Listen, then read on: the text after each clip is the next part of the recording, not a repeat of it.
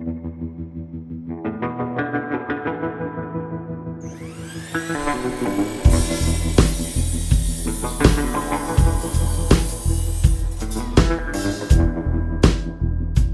and welcome to Try and Real Life. We are brought to you by the Street Grace Network and Oneness Ministries. One of the things I love to do is I love to play golf. I'm not very good at it. Well, that's okay. Neither am I. And last week, my friend Steve Rains, pastor of a small church here in Edmond, sent us a text saying he had the tea time. So, Right. and I saw another text say I'm in, and I thought it was Paul Salazar. Right. And so right. I think so did Steve. So I get there, and I meet this guy. This is Walter Mosley. I don't know anything about him, so Right. he may tell us about the devil. I don't know. Well, I can do that too. We walked with him at one point in you our have to lives. keep him off all the time. But Walter, now you're an associate pastor Yes. at what church? The Father's House Apostolic Center and Church. Okay. Yeah. Well, I In Edmond. In Edmond. Yes. So let's just you're married. Yes. For 55 years. 55 years, Yes. and you're still alive. And I don't look that old. Okay. You don't. You've aged well. Thank you. You must be easy to live with. Ha! I wouldn't say that. Yeah. But she's still with me. But she's easy to live with. Oh, yeah, yes, she is. Yeah. Because she puts up with me. Well, you know, she's a great lady. I understand. She really I is. understand that dynamic. Yeah, I'm sure you do. And you've been married how many years? Well, we've only been married 10 years. 10 years? Yeah, this Oh, is- you're babies. Yeah, we are. Oh, Nine okay, years. 9 years. Nine. See, It seems like 10. it's okay. We get corrected. You said that, I didn't. I just got kicked. Okay. So we're both had gone through 30-year marriages. And Okay. That ended, and then, Right. and then we met at Scope Ministries. Okay. I remember Scope. Yeah. Yeah. And so, how did you meet your wife? It's a long story. Well, But I'll tell you. We have time? No, Okay. we got an hour. Okay, let's see. You don't have to be at the bowling alley till 11:30. Well, true. Yeah. And after that, I have some other stuff, but that's okay. We'll get to that as well. Okay. How did I meet my wife? Yeah. Wilma. Okay. I met her through a friend at Langston University. Oh, We had gone to a dance in, I guess it was 1966, 67, somewhere around there.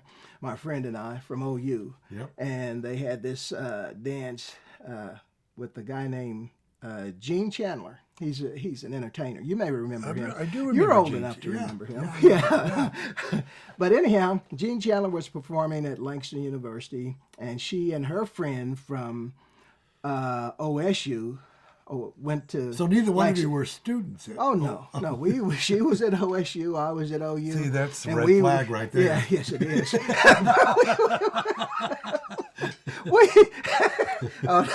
Don't get me started. But anyhow, we went to this performance by Gene Chandler, and my friend said that she and her friend from OSU needed a ride back to OSU from Langston. Stillwater, yeah. Yeah, so not that far. No, it's not that far. Well, but anyhow, I was hungover. But that's that was a long time ago. Oh, that was ugly. But anyhow, I told my friend. I said, okay. His name was Ronnie, and I said, well, I'll give him a ride. And she and her friend Priscilla needed a ride back to Stillwater from Langston. So I had a car, an old car. An old 55 Ford, as a matter of fact. So we jumped in that car. And My first car back then was a 54 Chevy. oh, you beat me by 1 year. But my car could outrun yours. Yours certainly could outrun. But that's how we met. And they needed a ride back. I had the car, and my friend had his friend there. So I said, okay, we'll give them a ride back to Stillwater. So we gave them a ride from Langston to Stillwater. Never spoke a word to her because I was trying to get rid of my hangover. You were focused. Yes, I was. Yes, I was. As a matter of fact, I couldn't have told you what she looked like until we got back. I got back to Norman. I said, "Oh, that girl." Yeah. So the tall, skinny one. Yep. But anyhow, that's how we met. Yep. And Ronnie said, "Well, she kind of liked you." I said, "I don't even remember what she looked like." So he said, "Well, we'll go up back to Stillwater again and see them, and you'll get a chance to talk to her." I said, "Okay," because that's how we met. So here you are, 55 years later. 55 years. Ooh, 55 years How's later. that possible? Well, it's almost impossible. Yeah, but you have to have somebody that'll tolerate you. Yeah. And understand that we're not all perfect. Well. We back then. Now we're perfected in Christ. Yeah. So, absolutely. Yeah. So that. Yeah, I am. Yep. Perfect. You are perfect. Yep. Through Christ. Yep. Hey, yep. but I was then and didn't realize it. We But didn't we didn't realize it. We had it available to us. Yes, we did. We just didn't know. We didn't know. We have to. We learn though, don't we? These women will teach us that. Yes, they will. We need Jesus. Yeah, absolutely, absolutely. So how did you come to the Lord? Woo. Well, long story, but I'll keep it short. My grandfather, Frank. Was My brother's name is Frank. Okay, but he doesn't have one arm. My grandfather had one arm. No, he's got both because arms. He got his shot off helping somebody, keeping somebody from getting killed. But that's another story. Gosh. I'm going to write a book one day and tell you all about Adamson, Oklahoma. But anyhow, we'll go there. Okay, but my grandfather was a Baptist preacher. Okay, and my dad used to follow him around to all of his churches. On the horse and buggy, and they would travel in 19 and Wilburton and down off in that area. Yeah, and then my dad said that after a few years and meeting my mother, he decided that he would be a Baptist preacher as well. So both of them pastored churches down in the woods, So that's back when it was real. When it was really real, yeah. and when you'd pass by a church that played tambourines, you'd say, "What are they doing?" Yeah. And not a lot of Baptists. I guess they still use tambourines, but yeah. Oh yeah. They're coming around. Yeah. And we're getting there. We're all getting there. We're getting there. Some slower than others, but that's okay. But anyhow, how did I come? Oh, so I started following my dad around after a few years. Yeah. I turned. Actually, to be completely honest, I would go with him because I wanted to see what the girls looked like in the church. Okay. I can't think of a better reason. Yeah, that was a great reason to go. But you know how it is. You go to church and you're in there a while, and like I said, I'd follow him around. And another reason I wanted to go is because when I turned 16. I wanted to learn how to drive a car, so we had to drive everywhere, from Adamson to McAllister. Okay, where is Adamson? 13 miles east of McAllister. Okay, so it's in the east part of the state. Yes, it is. Yeah. Beautiful down there. And that's pretty wooded area. I mean, that's pretty. Oh, yes, it is. Yes, and where we lived, it was very wooded. Yeah. A lot of scrub oak, I think. Yes. In that area. Oh, yeah. Absolutely. Yep. Absolutely. Yeah. So, coming to Christ. Well, rode around with him for a little bit. Then, actually, this was before I turned 16 that I met the Lord. It was at a little Baptist church in McAllister, Mount Triumph Baptist Church. Mount Triumph Baptist. It's still there, as a matter of fact. But I was sitting in church one Sunday, and Reverend Hawkins was the pastor then, and he said, "Anybody here, want to be baptized?" Well, prior to that, I said, I was actually in like second grade, and I didn't believe in Jesus Christ, and one night I went to bed. And I said, I kept telling myself, even though my dad's this Baptist preacher, there's no such thing as Jesus. He doesn't exist. Right. It's all a figment of everybody's imagination. So that night, one night, I went to bed, and I can't say, as Paul would say, whether it was a dream or whether or not it was taken up. But anyhow, some spirit came to me and said, "Okay, you don't believe in Jesus Christ, so let me show you." Wow. Yeah, yeah, Did he? yeah, yeah, he did. So you had an experience with Yes, Christ. yes, I did. That's amazing. Yeah, That is. and as I said, about 9 years old, and after that, I changed. That would do it. That would change you. Yeah, I changed. That's amazing. I love that story. I love it. Yeah, and So he had a plan for you, yeah, and he needed to visit you to get you to believe it. yeah, yeah. So after that, it's like, I don't care what you tell me, what you say. Christ is real. Yeah. Okay. Yeah. And I'll take that with me to the grave and to heaven. Sure. And say, okay, here we are. Thank you. Oh my gosh.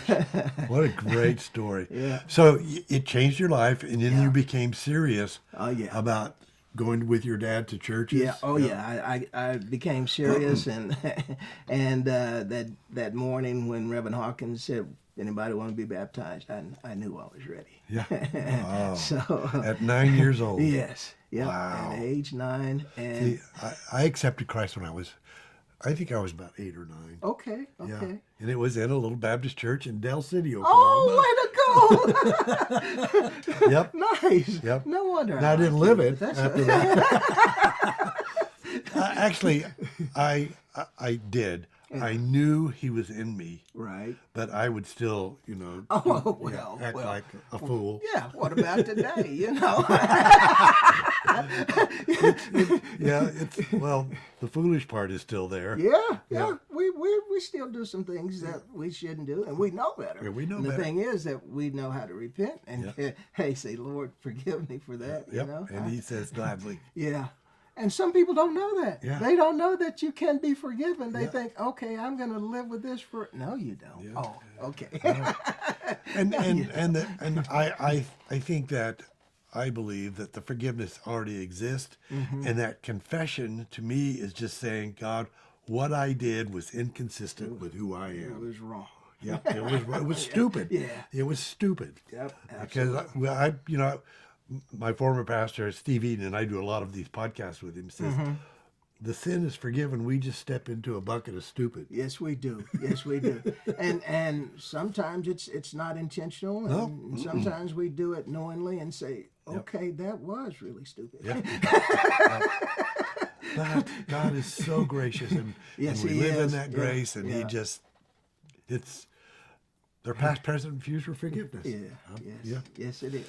So you got through high school. Did you go to college? Oh, yeah. Yeah, I went to, let me tell you about Louverture now in McAllister, Oklahoma. Louverture. Louverture High School. Oh, yes. Tell me about that. Okay, Louverture was quite an experience because by that time, when I got to high school, we'll get back to the grade school later in Adamson, Oklahoma, the one-room schoolhouse with the one teacher that taught grades 1 through 8, and I sat there and I learned everything from the first kindergarten through the 8th grade through this teacher named Giddings that she was perfect. But anyhow, she was. Wow. But anyhow, go ahead. I'm going to interrupt you, but what an education to get it all at the same time. All at the same. She didn't realize what she was doing, and with having everybody in that little one room schoolhouse and everybody sitting there. I paid attention then.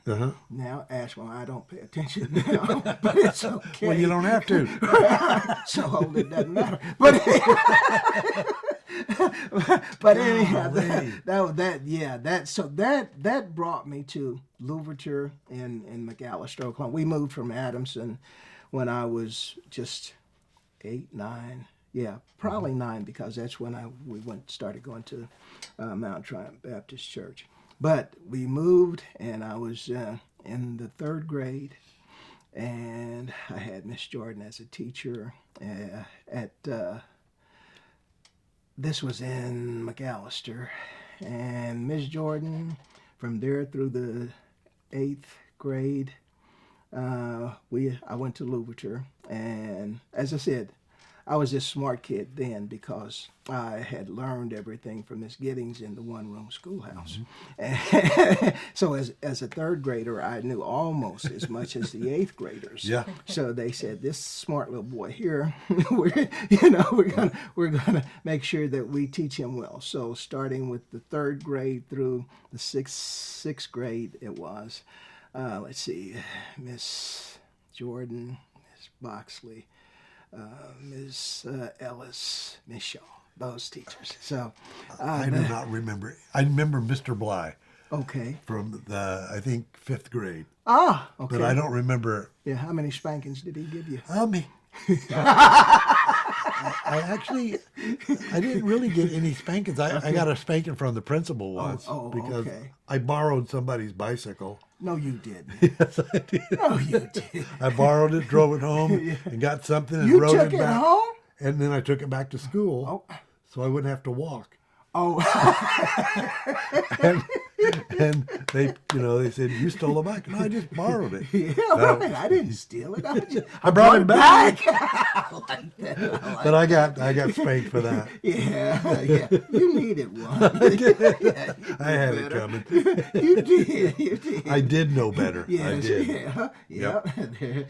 So that was Louverture. From 3rd grade through 6th, and then we transitioned over to the high school, 7th grade, junior high we used to call it. Yeah, 7th, 8th, and 9th. 7th, 8th. Yeah. You remember that? Oh yeah. Okay. Yep. Yeah, So I remember that. So I was, and about Dr. Strong was our principal, and they have a street named after her in McAllister right now. Yeah. She's a dynamic person. She was super. Yep. Dr. Will A. Strong. You go. But anyhow, she was the principal there, and I went to high school at Louverture High School in McAllister, Oklahoma. Graduated 1966 as valedictorian of the class. Wow. I told you I was smart then. You were. Well, you don't lose that. You don't? Tell my brain that. Okay, I can't remember like I used to. Well, me either. But you rememdered all the teachers' names. Yeah, they had left an impression on me for sure. Did you get spankings? Yes, I did. Not very many. Yeah. Not very many. And back to the 5th grade. Yeah. Ms. Ellis, Eldora Ellis. Eldora. This is she always said, "Give me my flowers while I'm living, because they don't do me any good when I'm dead." And that I remember that because now I understand what she meant. Yep. Said don't praise me. Okay, I'm not gonna preach, but she don't praise me. When I'm lying there and everybody's crying and stuff. Give me my stuff now. I want it now. So if you like me, let me know now. If you love me, tell me so. Yeah, that's awesome. Yeah, but that was from her, the 5th grade teacher. Yeah. Now the 6th grade teacher, she taught the majorettes, and she knew that I liked all the majorettes and stuff. So she didn't. She just had words of wisdom. Don't mess with my girls. Yeah. But anyhow. And she probably meant it. Yes, she did. Yeah. Oh, you better not mess with Miss Shaw's majorettes. Oh, she was a protective hen, for sure. Yep. But I graduated in '66, valedictorian. Sorry, Beverly, I beat out this girl named Beverly. But anyhow, she thought she was good.